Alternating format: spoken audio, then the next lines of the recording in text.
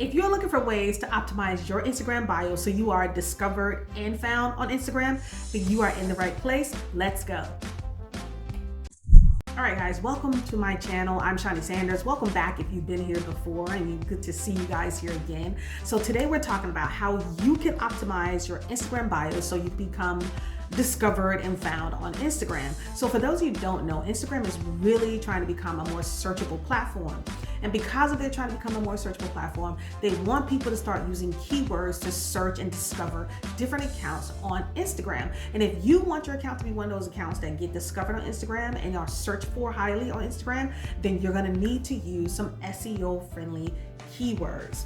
And so there are steps that you need to take in order to optimize your Instagram bio. And I think the first step you need to take is one, you need to make your profile public. I know a lot of people who want to do so much on Instagram, but yet their profile is still private. Hello, you have to make it public if you want people to be able to find you on Instagram. I know people are afraid of this, people following that they don't know, but that's a part of being a public figure. If you want to be a public figure, if you want to be a business, you're going to have people to follow you that you don't know who they are.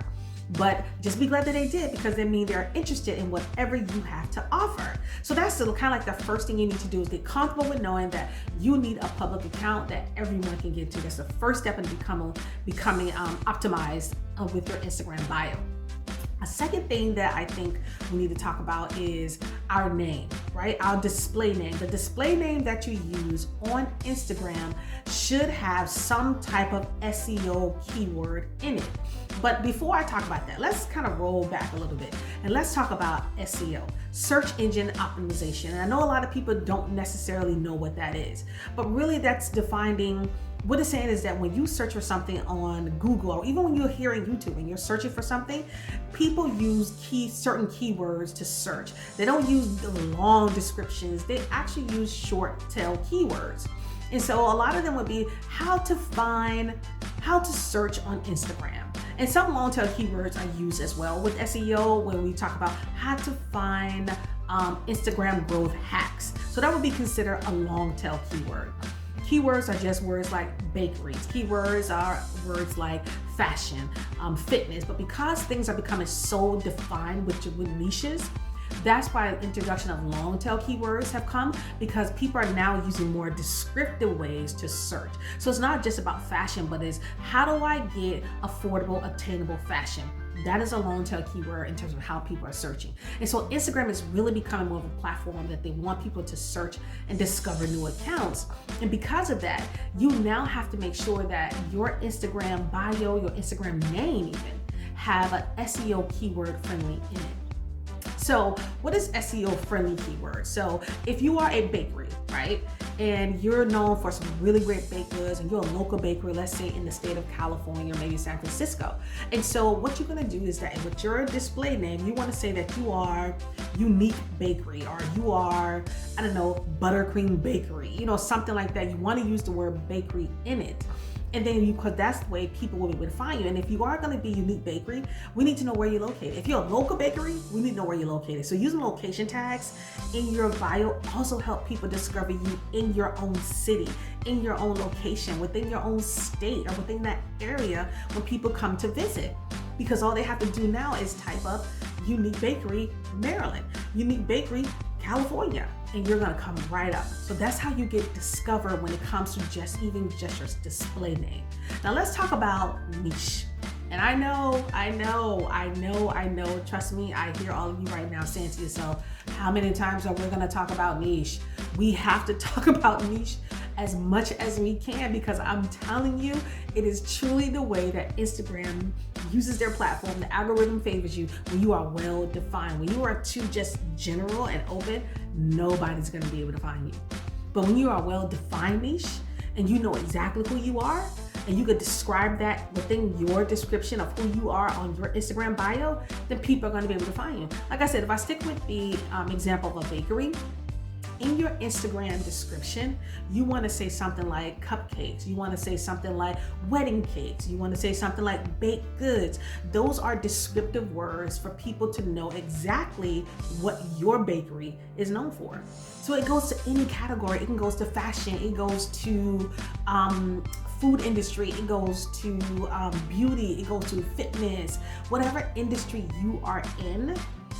That's how people are going to be able to find you and know you. I mean, those are the kind of things that help people want to follow you, and those are also the kind of things that help your account grow. So you want to make sure that you are well defined when it comes to your niche, and well defined when it comes to your username, and make sure you use that location tag, because we want to know where you are. Use that location tag also in every post that you post on your Instagram feed, but we'll talk about that another time because that helps you get discovered as well.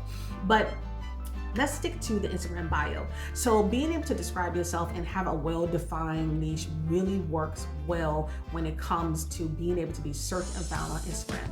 And when you think about search, you want to think about, how do you search for things? When you're on Instagram, how do you find different accounts? I know you can go to your Discover page and you can look at different accounts that kind of pop up there, but do you ever use the search button on Instagram? Do you ever go and search for not just a name, but just a category? Do you search for fashion? And when you search for fashion, what comes up? You get tons of accounts that come up. And that's why you want to be able to kind of break that down, because you don't want, maybe you're not a person who wants high fashion. Maybe you want affordable fashion. So if you put in Instagram right now, if you take out your phone right now, or your computer, however you want to search, you take it out and you put Instagram, not Instagram, but if you put affordable fashion in the search bar, you'd be very surprised what comes up. So all those people who have keywords of affordable fashion in their description or either in their username will start to pop up and they will be discovered. So that's why you really need to have it well defined, and your niche needs to be defined, and you want to make sure you choose a username that's going to fit with what you are doing and for people to be able to find you. And then the next thing that's very important is your profile picture. Oh my God, I don't know how many times I can talk about this. When we talk about a business, or when you talk about a creator, because as an account on Instagram, you need to choose if you're going to be a business account or if you're going to be a creator account. And the differences between those two accounts are small differences, but yet they're different. So you need to decide which one you're going to be. And really the differences comes down to data analytics, type of music you're allowed to have on the type of music you're allowed to have on stories. And also it comes down to your inbox. Those are the main three things, the three differences between those accounts. So as a creator account, and a creator account are mainly for people who are public figures, who are speakers, who are influencers. If you have a blog, actors, stuff like that. That's what our music person, that's what a creator account is for. And with that creator account comes daily data analytics on your audience growth, your audience performance, and also your content data performance as well. So you want to make sure that you decide, okay, am I going to be a creator? Do I want to know how my audience is performing on my account? Do I want to know how the content that I post on my account is performing? Because that's really what it comes down to if you choose to have a creator account. It comes down to, you want to know what type of content resonates with your audience, and the way you know that is through your data analytics, because you begin to see, wow, this content got a lot more likes, this content reached a lot more people who were not a part of already following my page. It reached a lot more people and I got a lot more interactions on it. And so those are the type of content that you want to be able to recreate on your Instagram account. So that's why your data analytics is so important. But we'll talk about data analytics in another video. But also you want to look at your inbox. So when it comes to your inbox, you're able to have 3 categories in your inbox as a creator. You're able to have a general, you're able to have primary, and you're able to have requests. So general is basically emails that you get that you don't really want notifications on, but it's just people who are emailing you. It's like, okay, I know who this is. I don't need a notification every time. Primary are emails from people who will actually send you emails, and they want to actually be in there in the primary category, so therefore you will get notifications showing that this person has sent you an email if you put them into that bucket. When it comes to requests, it's just people who are requesting to partner with you, requesting information, things of that nature. That's exactly what that is. And also when it comes to stories, I think that when it comes to stories, the music is just different. I think as a creator, you have more room to more popular music than you do if you're a business account. If you're a business account, when it comes to email, you're just regular mail. There's no differences in terms of categorization for it. When it comes to analytics, with a business account, you get your analytics on a weekly basis, and you get audience analytics, but you do not get content performance analytics. So those are the differences there. We can go deeper into that, but really an overarching view of it is that those are the key differences between a creator and a business account. And you want to decide which one you want to have, because it really helps you in terms of how you're going to be able to find the data you need and be able to really create content that's just going to resonate with your audience. So those are those differences, but you want to pay attention to it. And also when it comes to optimizing your Instagram bio, you want to use those same keywords, descriptive keywords in your description when you decide to describe your niche. So when you're describing your niche, make sure you use those descriptive keywords, because those are going to be very important when people are able to find you with in the search box on Instagram. So even if they search for a bakery that does wedding cakes, you will pop up. If they search for a bakery that just does baked goods, you'll pop up if you decide to put that keyword baked goods in your description. So you want to make sure you pay attention to your niche so you're able to describe it the best way you can and able to use keywords that you believe people are searching for on Instagram, or just how you would search for your account. I think that's one of the big things that you need to do. You need to test. I'm all about test and learn. I work in an environment that's about test and learn, so I'm always about testing and learning. And so the good thing about your Instagram bio is that you can always update it within a certain amount of days. I think it's 14 days. You can change things. But when it comes to your description, you can change that as many times as you want. It's just your Instagram name. You only can change it once every 14 days. So you want to be able to play around with keywords and being able to go on and search and see if you're able to find yourself when you put certain keywords in your bio. See if you're able to find yourself. If you were able to find yourself, then you did a great job with those keywords, and everyone else who's searching for those keywords will be able to find you too. So that's a really great test that you can do to see if your Instagram bio is truly optimized. Next thing I want to talk about is, let's talk about the Instagram profile picture. Yes, we're talking about it. You want to know why? Because it's important. And I think a lot of people have a misconception, even as they're like, hey, I have this great business, I got a great logo, I'm gonna put it on Instagram. And please do not get me wrong. Businesses that have logos do very well. But when you understand the psychology of your customer, of an audience, of a person, when you think about yourself, people connect to people, especially when you talk about an account like Instagram. We connect to people, we connect to people's journeys because they represent us some kind of way in our life, and they go through the same things that we go through. So if you're launching your brand, I would advise you to pick a profile picture that clearly shows your face and clearly shows who you are, because people want to make sure that they're following a person and not a fake account or not a bot. So use your profile picture. You can introduce your logo on your Instagram feed. People will know your logo, know who it is, know what it is, but make sure you use a profile picture that really represents you, something that stands out. A lot of people will tell you to use a color around your profile picture because it kind of just helps your picture pop. And it's something that I myself need to do with my profile picture as well. But use a color, if you can, use a color around your profile picture, a great yellow, or a color that's just gonna pop off the page and really capture people's eyes. Because a lot of times people are visual, and people will just connect with something or gravitate towards something just on a visual basis only. Before they even read anything about you, they're just captivated by the profile picture that you put up, and they will just click on it. I know I do, because I'm a very visual person. So because I see things, I will click on them simply because I see it. So just think about that, about maybe enhancing your photo. Make sure you have a great photo of your face that shows you very well and that is well and clearly defined. And that would truly help your Instagram account grow and really help optimize your Instagram account.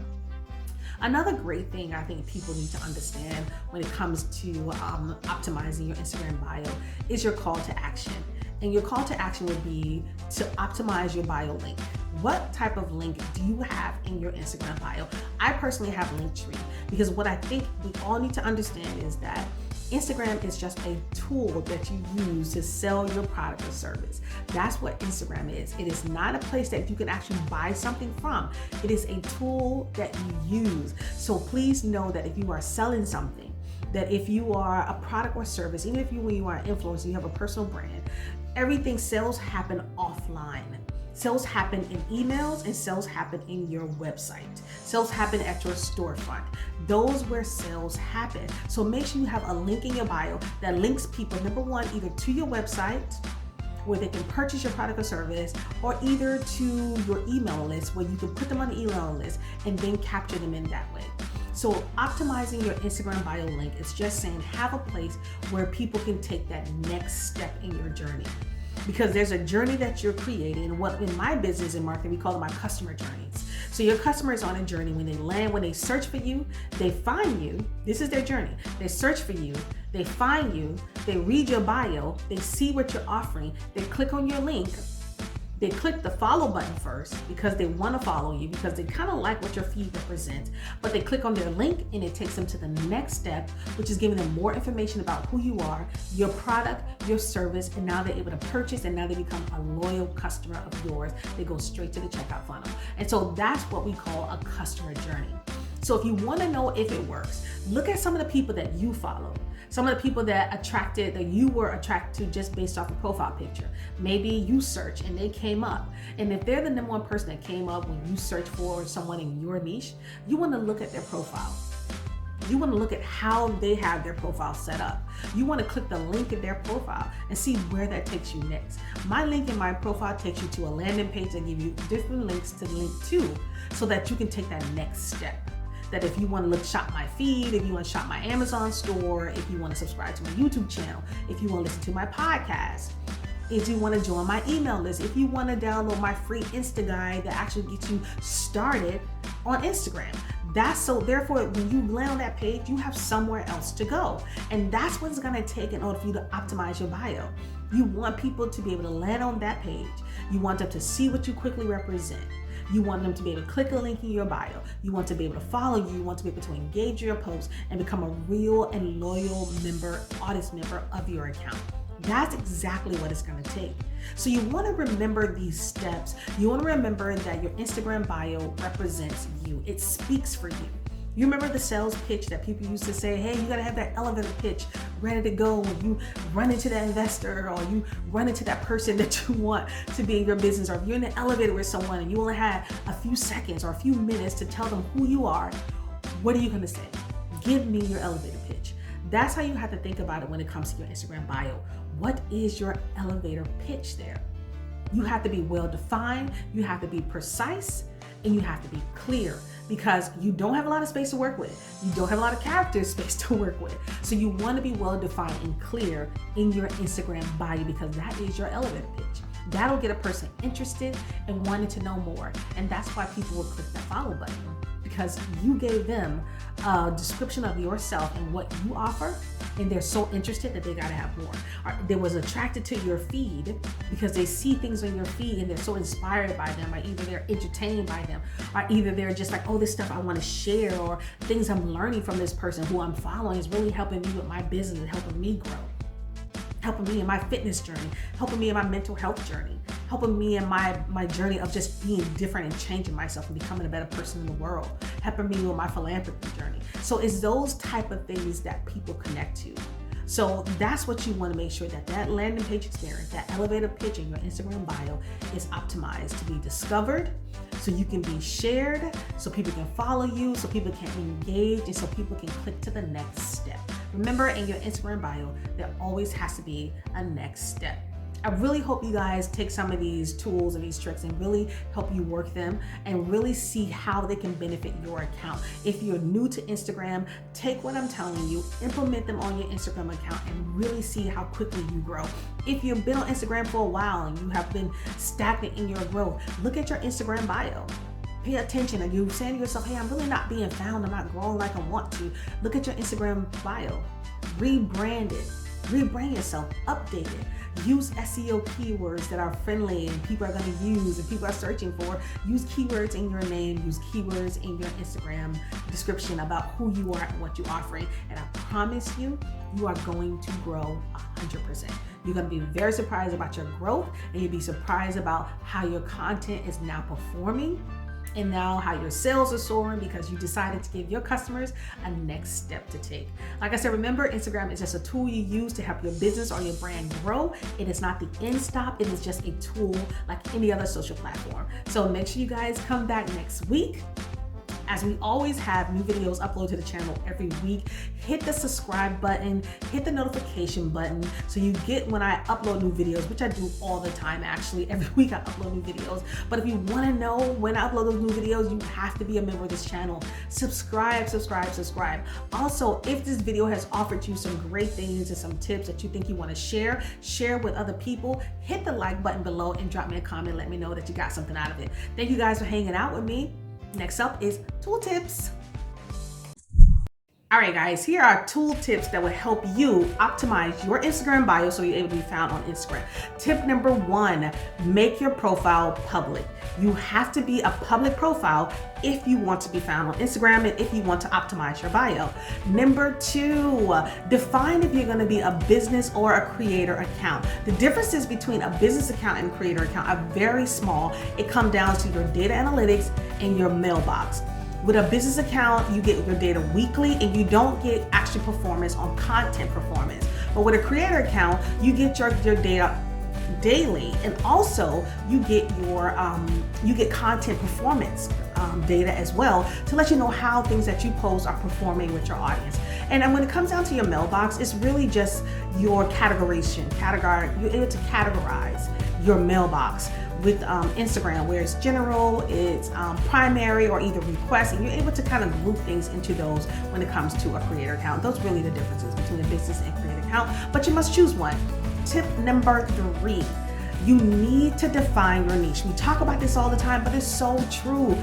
Who are you on Instagram? What do you want to be known for? Are you someone that's gonna be known for attainable or sustainable, affordable fashion?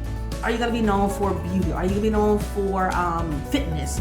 Are you going to be known for home decor? You really need to define who you will be known for on Instagram in order for people to be able to find you and in order to really optimize your bio.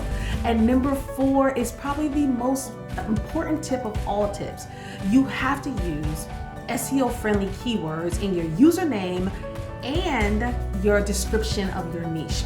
And what I mean by that is a lot of people don't know what SEO means. So SEO stands for search engine optimization. And what that means is that Instagram is now becoming a platform that is going to be able to search and discover. So in order to search for someone, you need to use keywords that people are actually using to discover people. So if you, let's say, a baker and you have a bakery, and someone maybe type in Instagram search box that says bakery in New York, you want to make sure that you have bakery in your display name. You want to make sure you have maybe some descriptive words in your description of who you are in your niche. The description of your niche could be bakery, could be the type of baked goods. It could also mention your location, because a lot of people do search by keywords using location. So make sure you always try to add your location as well inside your Instagram bio, because that is a real kind of tip and a hack that a lot of people do not use very well. But a lot of people are looking for local things to do, and if you are a person who lives in a certain area and love to show different restaurants and different things around your city, then people now will follow you who come to visit or who even live in that city to find and search for you by that person that lives in, let's say, Maryland. So those are keywords, and those are SEO friendly keywords that really help people find you on Instagram. And the reason why they call them friendly is because people use them consistently, and that's why they're friendly. So make sure you guys use SEO friendly keywords in your Instagram name and bio so you are easily found on Instagram. Listen, those are the 4 tips for today. Make sure you guys tune in every week as I give you more tips, more tricks and hacks on how to grow your Instagram account and grow your business online to be successful. I'm Shani Sanders. Thank you guys so much.